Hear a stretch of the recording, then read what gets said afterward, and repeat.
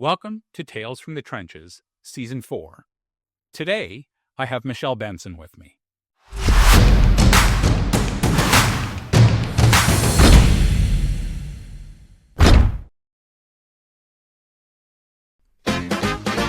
Here's a story of a fundraiser who was launching his very own web show. Each episode is very short due to edits, so it can really flow. Here's a story of a podcast guest star who was busy raising money of their own. They were each great in their own way, fundraising in his own. Till the one day when Jack asked a guest to join him, and they knew it was much more than a jest, that these guests must somehow form a resource. That's the way they all became the podcast guests. The podcast guests. The podcast guests. That's the way they became the podcast guests.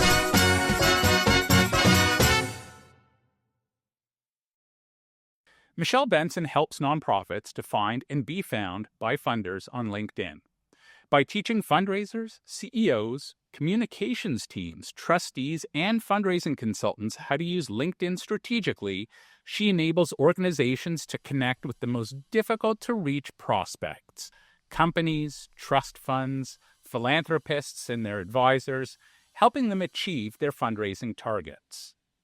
The offline world often keeps organizations from connecting with funders, but the online world is designed to connect you without barriers, if you know how to navigate it. Michelle has developed a simple and highly effective strategy for nonprofits to tap into LinkedIn's vast funding network without resorting to cold messaging or spending hours on content creation. With 30 years of fundraising experience, including roles as both a fundraiser and a funder, Michelle now focuses on teaching organizations worldwide how to use LinkedIn effectively. So welcome, Michelle. Thank you, Jack. Thank you very much for inviting me. During the year, I would say probably from September to June, I post weekly, Tales from the Trenches, a blog. And I take off over the summer and just because summer is summer. But I gotta say, it's bloody challenging to come up with decent content on a regular basis. And, that's probably one of my biggest hurdles on a personal level is trying to come up with something that's timely, and interesting, and that's new. Right. So every now and then I'll repost something if there's something that was, I thought was a decent thing that didn't get enough eyes on it. But so talk to me about that whole content, because that content is a huge piece, right? If you're putting out garbage, then no one's going to watch it. Yeah, exactly. I think your best content ideas come from LinkedIn itself. So you read the room.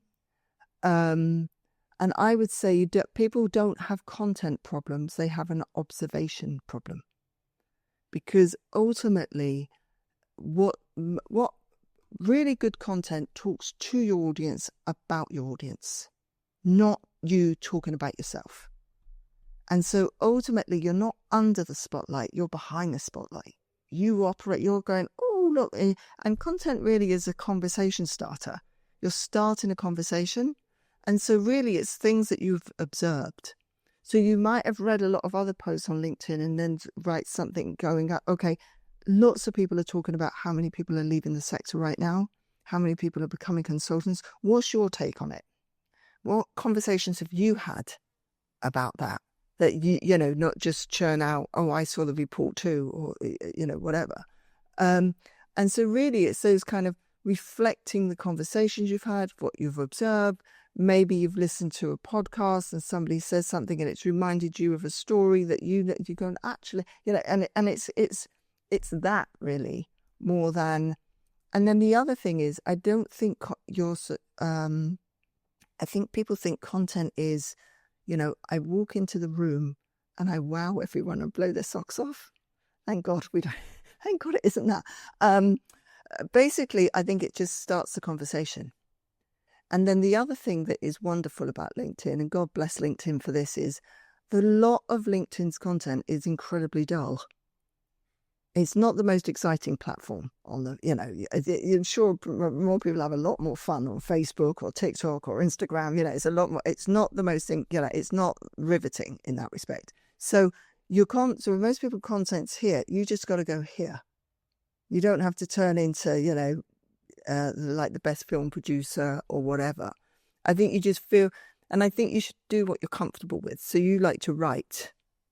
And so stick with stick with it. Because people always say, oh, I should be doing videos because the videos are it at the moment. Or should I be running polls? Or should I be doing this?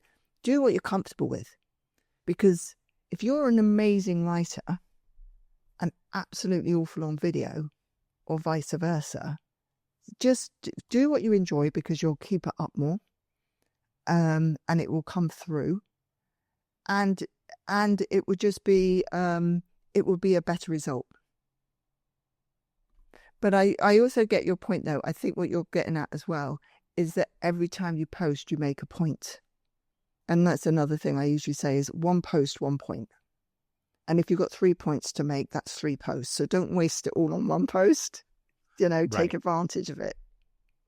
And so is there an algorithm or best advice, for length of a post? Do people read there's always these stats that people read like the first 5 sentences and that's it.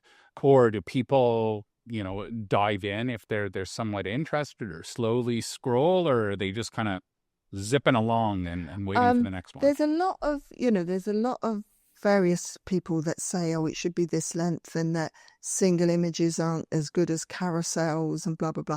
But, it's really funny because a lot of what the best practice is has not been my personal experience at all. And so I think it's as long as it needs to be. If you're reading it and it's incredibly waffly and it goes on and it's big chunks of text all together, that's going to be hard for someone, especially on a mobile, just scrolling past. But if it's really interesting and you're telling a really interesting story, it will engage people. If it can be short, make it short. If it needs to be long, it's as long as it needs to make your point. And it's a bit like a joke. How long should a joke be? It's the rate of revelation that you're getting to the punchline, right? So with a post, the rate of revelation is get to the point of the post. The rate of revelation should be as fast as it needs to be. And it's always going to be better to be a little bit on the shorter side than the longer side because of, you're trying to keep someone's attention. But equally, if it's so short it doesn't make sense, that's just frustrating. That's not going to get the engagement. And if it's too long that it just goes on and on and on and on, that's not going to get people's engagement either. Wow. So in Canada, and I would assume it's very similar in the UK, a lot of charitable dollars comes from private foundations or donor-advised funds or things of that sort. And, they aren't the typical big corporate, it's not MasterCard Foundation that's there. So a lot of them don't have a presence on LinkedIn. Am I correct in that assumption? They do have a presence. They absolutely do. So a lot of philanthropy advisors, donor advisor funds are very active. And in fact, what's wonderful about it is a lot of them talk about themselves a lot. So if you're really thinking, so they're talking about this, oh, I'm interested in this, I just read this, or this is really, so you're getting to know the person. So it's a focus group. So it's a focus group if you want to really know. People are like, how do I engage these people? Follow them and be human. Just chat. It's like, think of it as a virtual networking party. Everybody's just talking to everybody, hanging out to everybody, So that's number one, that all those guys are on there. You are correct, though, so I know a philanthropist who is incredibly philanthropic, and he is a lawyer. Now, on his LinkedIn profile, he doesn't have the word philanthropy at all. He's a lawyer, so he's connected, but if there's other donor advised funds, and there's also philanthropy advisors, when they post, he's commenting. And from his comments, it's absolutely obvious that this guy is quite serious, because he'll even say in his comments, in my experience of giving to so and so many charities, I mean, like, hello, okay, I know he says he's a lawyer, but read the comment. Right. It doesn't Right. take a genius. So if you're following the philanthropy advisors and the private offices and the family offices and the DAFs and all the rest of it, who do you think's commenting and liking their stuff? That they're connected with their clients and then that client's network. And so those guys are engaging with that.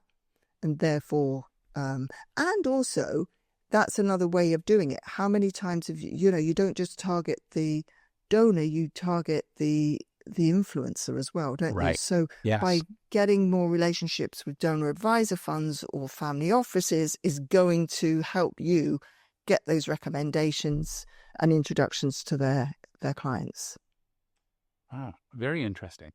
And do you know, excuse me, what percentage of people would be stalkers versus active, LinkedIn? Oh, I think lurkers. Yeah, so yes, lurkers are lurkers, not stalkers. Yeah. Lurkers, yes. Yeah, lurkers. Yes. Lurkers are people who read, but lurkers are people that don't do anything publicly. So they're not liking and they're not commenting or they're not posting, because that's putting themselves out there into the public domain. But I think what's a misconception about lurkers is people think that they're inactive. They're incredibly active. They're reading, they're stopping, they're sending DMs, they're sending invitations, they're accepting invitations, they're checking out profiles, they're doing all these things they just don't want to do anything publicly. And so so it's something like 57% or 56% or something like that. Wow. It fluctuates, but it's going down, it's dropping quite considerably, and B, it's so it's interesting as well, because if you look at your post, for example, you might have 2 posts and you go, right, this post got 5 likes, 5 comments and 5 reshares, and the distribution was 10,000 impressions. So it got, but this one over here got a lot more likes, a lot more comments and a lot more reshares, but its distribution was 7,000. Why did the one with less likes and comments get less distribution than the one with more likes and comments? And that's because of all the invisible engagement you can't see. And that's people stopping the scroll. Bam, that's an engagement point. Dwell time, 2 engagement points. Hit see more, another engagement point. You can't see any of that, but the algorithm can. And so that's why don't underestimate the lurkers. They're incredibly active. And if you and I were running LinkedIn and 57% of our audience didn't like and comment, we would find ways of measuring their activity in a different way, right? We're not going to don't worry about that 57%. Don't worry about it. Of course we're worrying about it. So they've got 1.1 billion people on LinkedIn. That's 57% is a hell of a lot of people, right? Yes. So of course they know how to measure them. And so the vast majority of people that are going to DM you and go, oh, hi, I saw your comment on so-and-so, or I just read your play. They're the lurkers, because they're the majority of people. So you definitely, you just be incredibly aware of the invisible crowd, because behind the scenes, they're very, very active. Michelle, this has been absolutely inspiring. I didn't get to one of the questions I originally was going to ask. But I think that our topic, nevertheless, was fascinating. If folks wanted to get hold of you, I'm assuming LinkedIn is the perfect place to do it. Never on it. No. LinkedIn is perfect. Michelle Benson on LinkedIn, definitely. And/or Culture of Philanthropy is my website. Amazing. Michelle, thank you so much for taking the time today. Great to be here, Jack. Thank you so much for the invitation.